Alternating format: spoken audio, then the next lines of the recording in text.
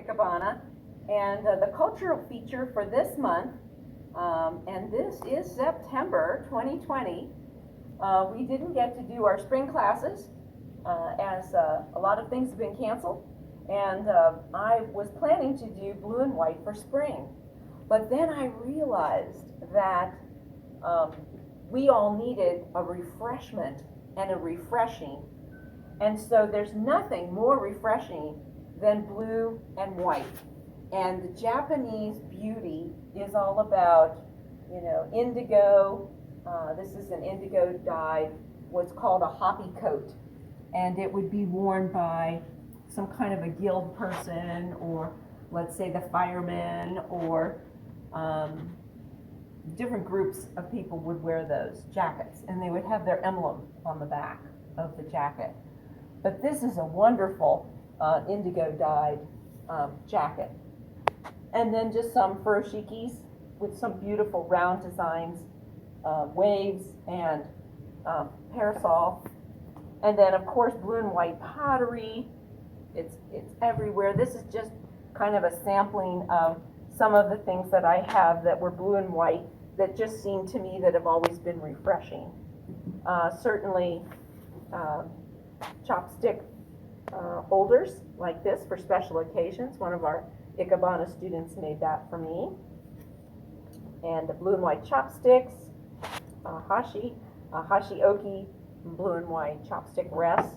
And then this is called washi paper. This one is dyed with an indigo dye all the way through, and then it's printed white on the top. But it's made out of mulberry paper, and it's very sturdy, and you could wrap gifts with it, but you could also cover tea boxes and other little cans and other little things with it to make beautiful crafts. In the fall in Japan, when the full moon is out, the Japanese don't see a man in the moon like we do, but they see a rabbit in the moon. And this is tie-dyed with a little rabbit. So that is really, when you see a rabbit in Japanese culture, it is for autumn. So there's a plate with a rabbit jumping into the moon. And I challenge you to look up in the moon, and you can see a rabbit kind of in a curved position with his ears kind of flopping over. And from henceforth, you won't see anymore the man in the moon, but you'll see the rabbit in the moon. I brought some books with blue and white. This is happens to be, I used to do some table setting seminars, and this had a beautiful design on the front with blue and white table setting. Very nice for fall. And then I have another book that Betty Johnston, my friend, she collects blue and white, and she had this wonderful book, and I said to her, can I keep this until I do that special cultural feature? And so she loaned me this wonderful book called Blue and White Japan, and it just has some beautiful pictures of pottery and just different things that this person has collected with all the blue and white, because it's just a refreshing look. And then this book here, the last book that I have to show you, is a book about many colors of Japan. And of course, since we're talking about blue and white, these are fabrics that are striped that would give you a real cool feeling for the warmer seasons. And this is shibori, so tie-dyed. And then these are pottery. This one is a giant vase that has swirls on it that actually are supposed to replicate or look like octopus tentacles. So just very lovely and refreshing blue and white pottery. Again, chopstick rests, and even a fan. The reason I got out a fan with an iris, even in the autumn, is because there is such thing as an autumn iris that blooms in the autumn. So right now, it's pretty warm, and so it feels really good to have a fan. And certainly the iris still is appropriate for even going into autumn as we are now. But again, blue is I in Japanese, and white is shiroi. And together, the blue represents the sea, the sky, and all this beautiful indigo, and white represents purity. And together, they just give a refreshing look, and don't we need some refreshment?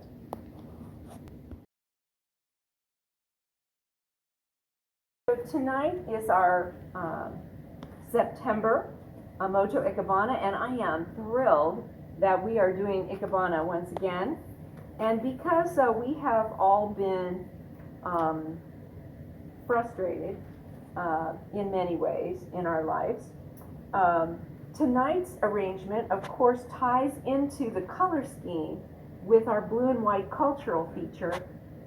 But normally, when we do a slanting sideways form, you usually put the highest item is the longest item. But today, it's just the reverse. We're going to put the longest item, which is man and is yo. We're going to put the man out here, and it's going to be supported by a horsetail. Because it's so long and so heavy, we have to support it with a little splint or a little helper. And I'll show you here what we're going to do is we have horsetail like this. And what we're going to do is we're going to cut it one length about 5 inches, 4.5, 5 inches. And then we're going to cut another one just about an inch shorter than that. And that's going to be for our man line, because the man is going to be lower.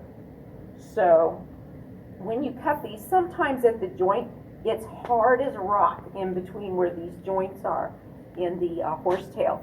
So you're going to want to avoid the pins. You need to leave space for it to go into the kenzan.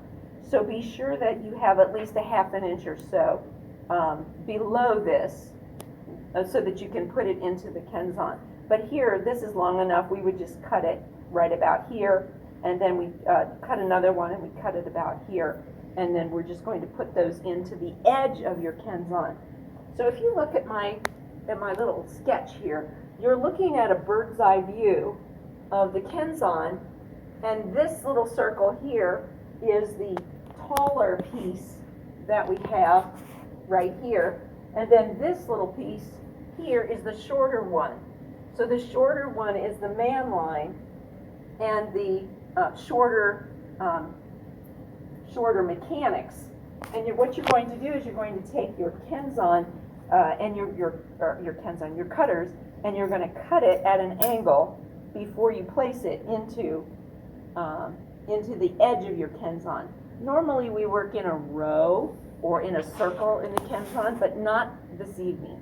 We're going to actually work to the side. So you're actually going to put it on the edge of the kenzan, and then you're going to put the stems placement on the other edge, and then you're going to fill in with everything else.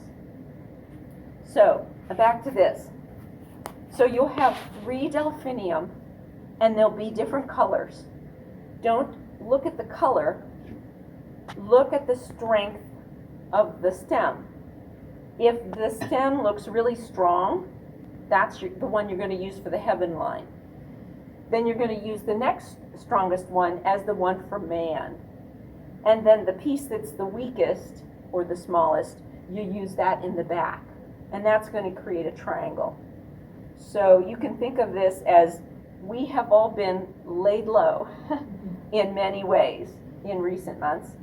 And we might be feeling down or a little discouraged, or we might be angry and we might be wanting to go our own way. Kind of like Jonah, and the whale. He did not want to preach to Nineveh.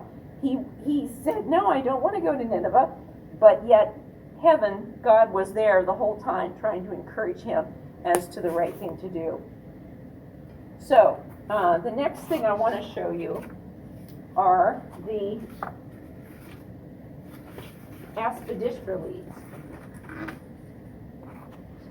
And aspidistra are just wonderful. They last a long time, and these are nice 2-tone stripe ones. You'll all get 3 stems, And what I want you to do is, if it looks a little dirty, I want you to take your towel and wipe it off as best you can. And then you all have some Scotch tape on your table, and I want you to take and make a little roll with your tape, and then roll it and curl it under, or if your leaf kind of feels like it wants to go on top, you can roll it this way. And then just put that little roll of tape underneath and press it securely. And I think I set my tape right here.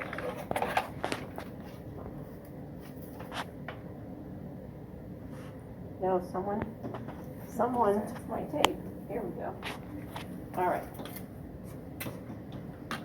All right. So then we're going to make a little roll, just like you would do on a package, like you're going to put a bow on a package and you're going to roll it up. And then you're going to stick it right underneath the tip of the aspidistra. And you're either going to curl it to the front or you're going to curl it to the back. So this one's curled to the back, this one's curled to the front, and you're going to do that to all three. And then you're going to analyze which one is the longest and the tallest. So in this case, I think this one's the longest, so it's going to cover up the man line here, and covering up the stem so that you don't see the bare stem without any foliage. And then this one kind of hides the stem of the heaven line here.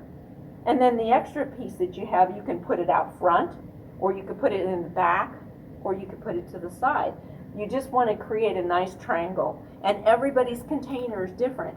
So some people have a round one, some people have a square one, some people have a rectangle. So you'll know when it feels right. So the first thing you're going to place in will be the man line, the heaven line, the in the back line, and then you're going to put in the aspidistra. Then you're going to place in 3 carnations, rather low in the design. And the very last thing you're going to put in is the beautiful thistle or sea holly. You're going to place that in. Now, a lot of the sea holly that we used were very, very lush and full. And as you can see, I had cut them apart because they were very bushy. So you can just take your cutters and cut out the top and stick the top in, and then use the longer pieces maybe for the back, for the middle. You can even cut these apart separately and just place them in. You're going to fill in with the blue sea holly or the thistle, and that just these are things that represent all of the things that have been very prickly in our lives lately. So we've been out down here, but heaven has been interested in us the whole time. So this creates a refreshing blue and white that kind of fits with the theme of what's maybe going on in your life right now. And that you remember that the most important thing to remember is that heaven's here to help you the whole time.